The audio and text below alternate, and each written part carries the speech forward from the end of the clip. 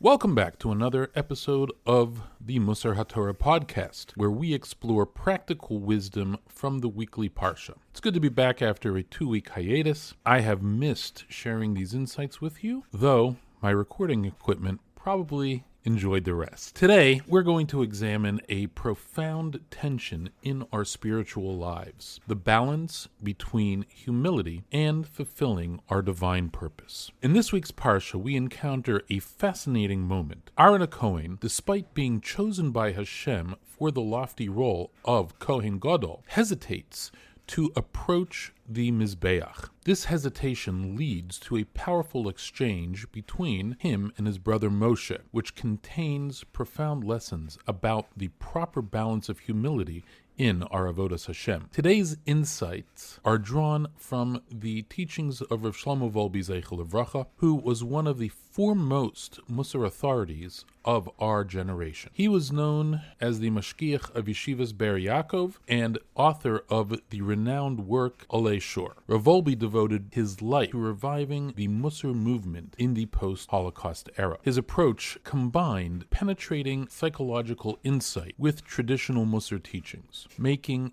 ancient wisdom accessible and relevant to contemporary Jews. Let's begin with the pasuk in Vayikra Perek Tes Pasuk Zayin, where we find that Moshe says to Aharon that he should approach the Mizbeach and perform the service just as Hashem commanded. Rashi explains that Aharon was embarrassed to approach the Mizbeach. Why would it be that Aharon, the Kohen Gadol, feel such reluctance? The Ramban adds crucial context. Aaron's hesitation stemmed from his role in the Egel HaZahav incident. He felt unworthy to stand before Hashem after this mistake. On the surface, this appears to be commendable and a commendable display of humility. After all, don't our Chachamim teach in Pirkei Avos Perek Daled Mishnah Daled? Be exceedingly humble. The phrase there in Hebrew, ma'od ma'od, exceedingly, emphasizes the importance of this midah of humility. Yet here, Moshe is encouraging Aharon to overcome this hesitation. This presents us with an apparent contradiction. If extreme humility is praised by Chazal, why would Moshe discourage Aharon from displaying it? Rav Wolbe Zeichel Livracha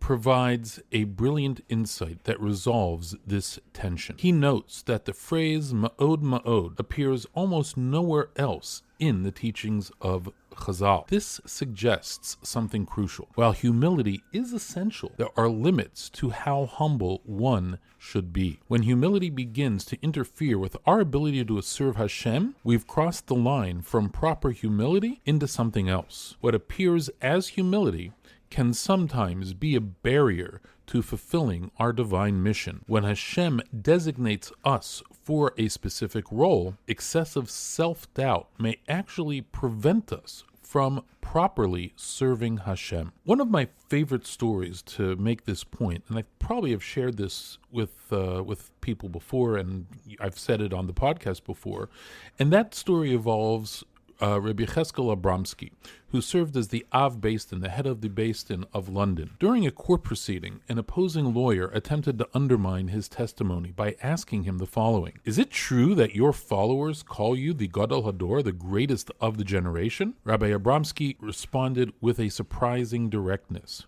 "Yes," he said, "they do call me that, and in fact, I am." The shocked judge asked him, "Rabbi, is this the humility we've heard so much about in your tradition?" Rabbi Yechezkel looked at the judge and simply replied, "Your Honor, I am under oath." This story beautifully illustrates the balance we're discussing here today. Rabbi Yechezkel understood his role and responsibility in that moment. His honest response wasn't about personal pride, but about the dignity of the position he represented. As always, the question now is, what does this mean for us in our daily lives? We often face opportunities to lead, to teach, or to take responsibility in our families and communities. Our initial reaction might be, who am I to do this? But if we're called to do these roles through our unique circumstances or abilities, then true humility means accepting them while recognizing our capabilities come from Hashem. The Kotzker Rebbe offered a beautiful practice to maintain this balance.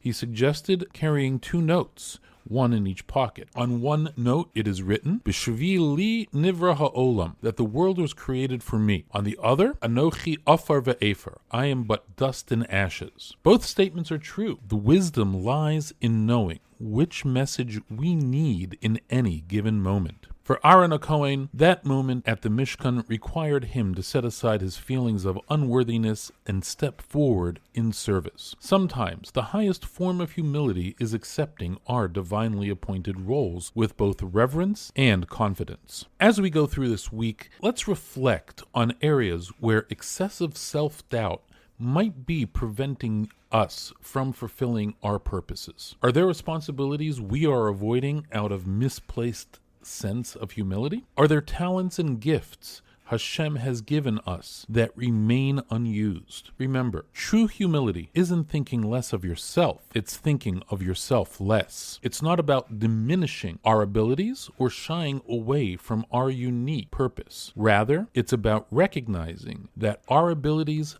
come from Hashem, and we are given them for a reason. Sometimes the most humble thing we can do is to step forward and say, Hineni, here I am, ready to serve. Thank you for joining me today on the Mussar HaTorah podcast. Until next week, may we all find that perfect balance between humility and divine service in our lives. Have a good Shabbos.